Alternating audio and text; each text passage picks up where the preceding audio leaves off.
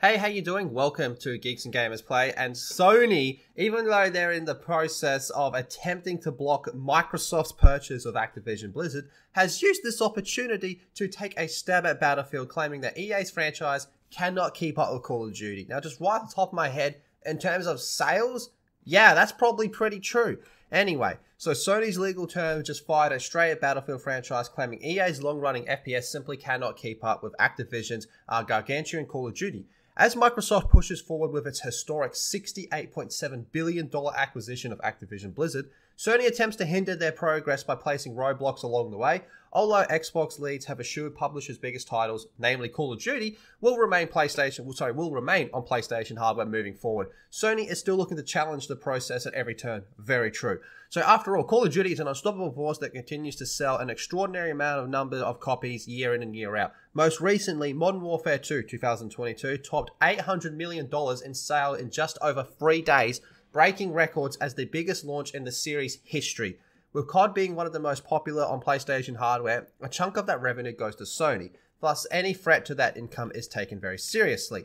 So, with multiple governing bodies launching investigations into the legality of the unprecedented merger, Sony has publicized its arguments in opposition of the buyout. Basically, long story short, they do not like it and they're pretty fucking spooked by the whole idea.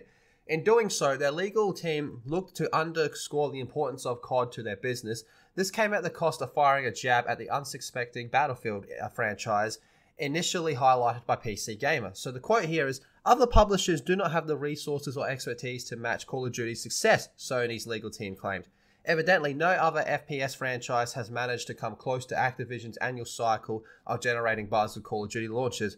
The legal reps chose to exemplify this fact by honing in on Battlefield. Electronic Arts, one of the largest third-party developers after Activision, has tried for many years to produce a rival to Call of Duty with its Battlefield series.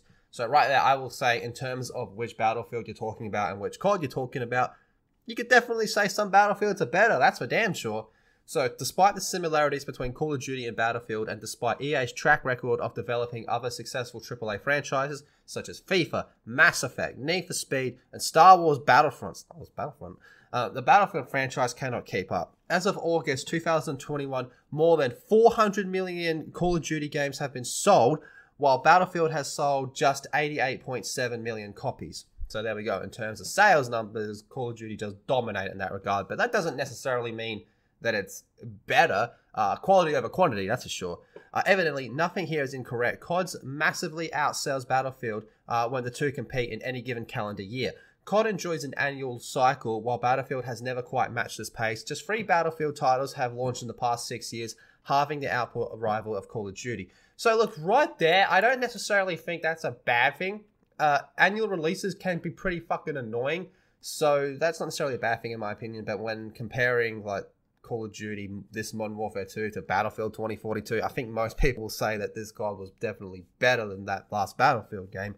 But yeah, so there we have it. Sony has accidentally fired a stray shot over at Battlefield while trying to undermine the Activision being purchased by Microsoft. So what do you guys make of all this? Drop your thoughts in the comment section down below, and be sure to subscribe to Geeks and Gamers Play and check out geeksandgamers.com, and I'll see you all in the next video.